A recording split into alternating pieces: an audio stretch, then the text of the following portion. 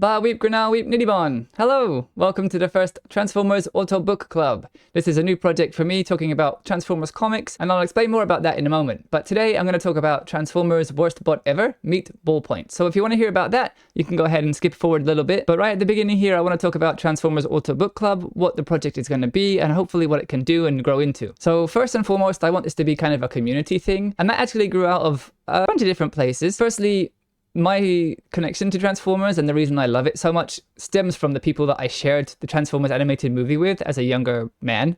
And then again, like getting older and watching it with friends and just having the best time. And kind of the reason that I like Transformers so much comes from that experience. And recently, Image Skybound had a Kickstarter for the Transformers comics from Marvel from the 80s, from both the UK and the American comics.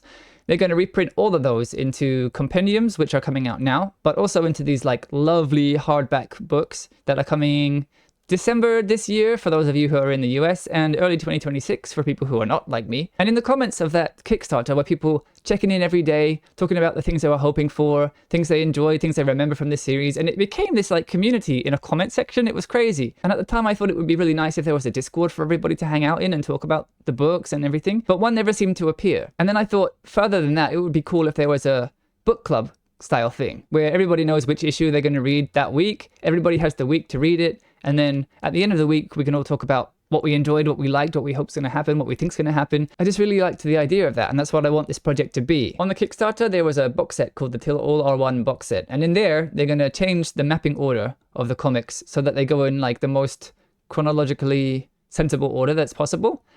So in September, the PDFs of those books are going to come to those of us who backed that box set. So before we get the physical books, we're going to get a PDF version of the books with the new order listed. I think it will still work for those who don't have those books, for anybody who has the paperback compendiums or even older versions of the comics, because we're going to have the list ahead of time. So we're going to know which issue comes next. So I'm planning to start that probably in September when all those PDFs come. So this is kind of just a pilot episode, a little bit of a side episode talking about something that was Transformers and comics related, but not the main series that we're all going to be reading. And just a way to get this out there and get it hopefully to start rolling a little bit before the proper episodes begin. And hopefully if this kind of takes off and a lot of us are there hanging out in the Discord or whatever, I can have people on to talk about each issue with me week by week, and we can all just read and experience these comics together, which would be so awesome. So I'll put the link to the Discord in the description of the video, and there's also a QR code. Maybe it's going to be on the screen now if I can figure out how to do it. So yeah, come hang out and talk about Transformers, and give me a sub here so that you'll know when the videos start to come out. Alright, so that's all the preamble over. On to Transformers Worst Bot Ever, meet Ballpoint.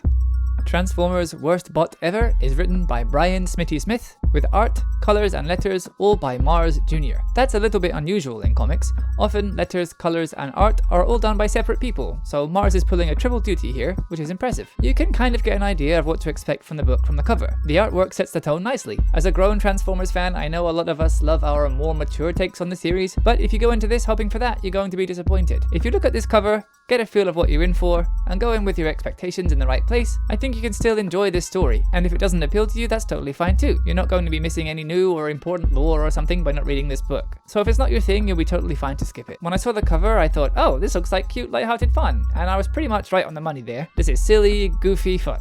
Ballpoint starts us off very briefly introducing Cybertron and the ongoing war, and talks himself up as the most celebrated warrior in the history of Cybertron. The style of the art is consistent with the light and comical tone of the story. At first glance it might look a little bit simplified, but Transformers are all full of angles and 3D shapes. The details, shapes, and perspectives are all accurate, and the coloring, angles, and shadows all make sense, but the airy colors and the imperfect lines make it look deceptively simpler than it all really is. It all works together so nicely to keep the tone just so, and gel everything together. Look at this shot here of the Autobots talking. There are so many corners and angles here, lots of awkward shapes. It's a really complicated picture, but it manages to look soft, simple, and friendly. It's pulled off really well. Taking a look through Mars Jr.'s Instagram, that seems like a trademark of his style. For example, this picture of the Eiffel Tower. Again, complicated, full of details, but those lines aren't always consistent in thickness, and the ever so slight offset to the angles gives it a softness, backed up by the gentle colors. So no wonder he decided to color this himself. Anyway, right away we find out what an unreliable narrator Ballpoint is. He claims that nobody has ever faced him in battle and lived, right before he ricochets off. I think that's Mirage, I can't tell. Anyway, Ballpoint makes them laugh and they transform and drive away. Even here at the beginning, it's never explained why Ballpoint, exists. I'd never claimed to be an expert on every Transformer, but the only other one I can think of who isn't a vehicle at all is Perceptor.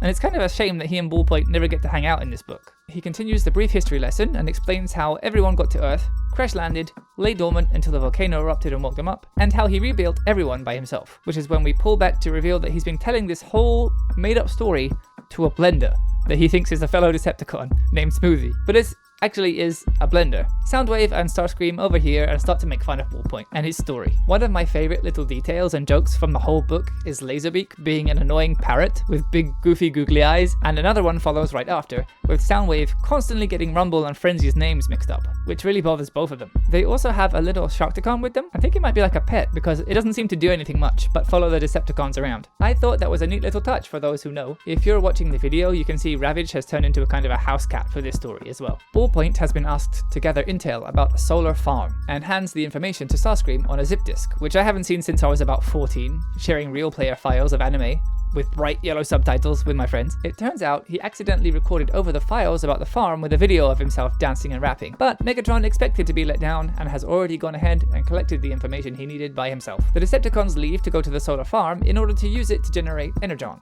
And there's a really funny page here where they have this extremely obvious Decepticon symbol as a hideout on top of a winding set of steps, since I guess not many Autobots can fly. I found it a funny little detail to make it difficult for them to reach by adding so many stairs. Starscream starts to fly away, but a bunch of the other Decepticons need to hang on to him for him to fly them there, even though I think all of these guys can fly on their own, but maybe they just didn't want to. Anyway, it's a nice little visual gag. Ballpoint gets ordered to go monitor the energy readings all the way on the other side of the solar plant, and to alert the Decepticons if he sees any Autobots. While the rest of the Decepticons gather the Energon cubes, Ballpoint is busy showing his martial arts skills to a control terminal by kicking a dandelion. The Autobots drive past and start a fight with the Decepticons, but Ballpoint is too distracted to notice until after Megatron has already given the order to retreat. Back at the base, Megatron yells at all the Decepticons about how badly they bungled the day's mission and asks, "Why do you keep failing me?" They all point at Ballpoint. To make matters worse, Starscream, who was ordered to fetch Megatron an Energon shake, runs in to deliver it.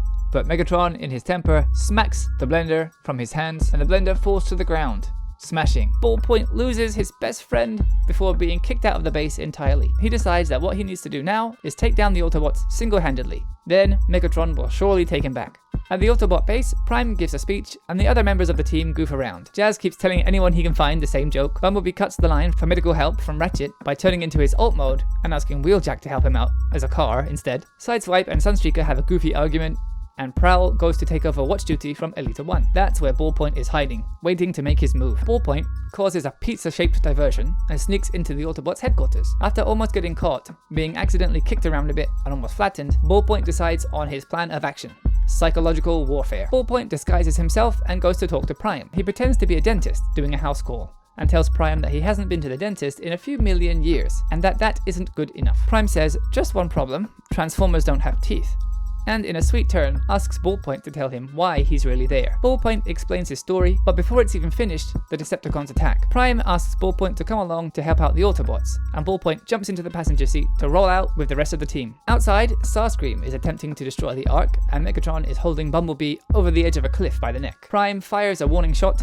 and gets Megatron to release Bumblebee, and he tells Bumblebee to take Ballpoint and to go and stop Starscream while he deals with Megatron. In the art here, when Prime fires at Megatron, he, intentionally or not, misses and hits a rock. And when Bumblebee then gets dropped from a height, he bounces on his tires on the ground, and he's fine. Megatron fires at Prime, Prime dodges back without getting hit.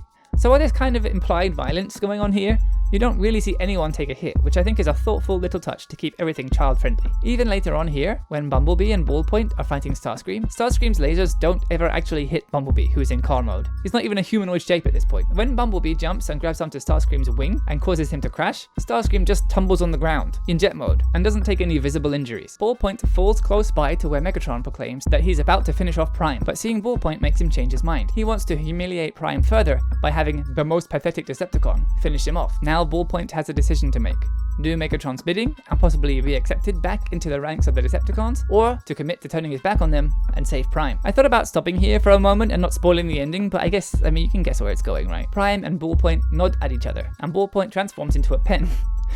He blinds Megatron with ink so that Optimus can get up and give Megatron a massive uppercut, which sends him flying. In true G1 Decepticon style, Megatron takes one hit and then orders everyone to retreat, and all the Decepticons fly off. The Autobots surround Ballpoint and congratulate him on doing such an awesome job. He says that he'll leave and go home, but Optimus tells him, "You're already home," and replaces his Decepticon insignia with an Autobot one. Ballpoint is overcome, and they really couldn't help but find this page of him welling up with tears adorable. Ballpoint has finally found acceptance, and I think this is pulled off in a simple enough way for kids to understand the importance and the weight of that. Jazz gives him a tour of the art, and they stop by the break room where he sees the Autobots' blender, who he assumes is the same blender from his Decepticon days, and rushes over to give Smoothie a big hug, which is cute and a funny little payoff to that gag. Back at the Decepticon base, Megatron yells at the Decepticons for having failed him, and they're all giggling, which only makes him more mad. Megatron leaves the room, and the book ends on this last shot of Megatron from behind, so that we can see that on his butt, Ballpoint has written, and misspelled, space farts. And that's the end. I had a good time with this book. I appreciated how thoroughly it was intended for a younger audience, and all the small details that made sure everything was easy to read, understand, nothing was too violent or scary. Ballpoint stays cheerful throughout the entire book, even when he leaves the Decepticons. It never gets too sad or stressful, and it ends on a positive for him, having found a group who appreciates him and finds value in his abilities. Prime didn't hesitate to offer Ballpoint a chance to work with the Autobots,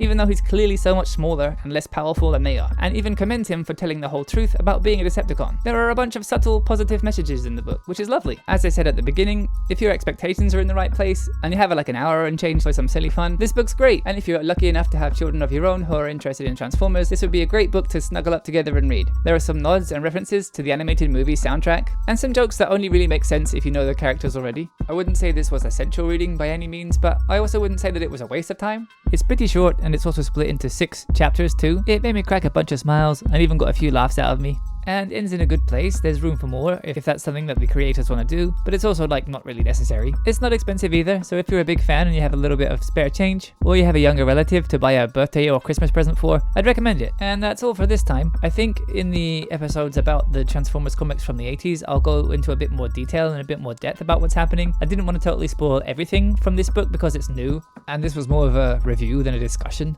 So make sure to drop by the Discord to subscribe on YouTube, and you can find me on Blue Sky at Clarion Comics JP to find out when those episodes start to come out. As I mentioned before, I would love to have some of you guys on to talk about each issue with me. That would be really awesome. So if that sounds like something you want to do, reach out to me in one of those places and we'll see what we can set up. So until we run into each other again, take care, be kind, and do good. Till all are one.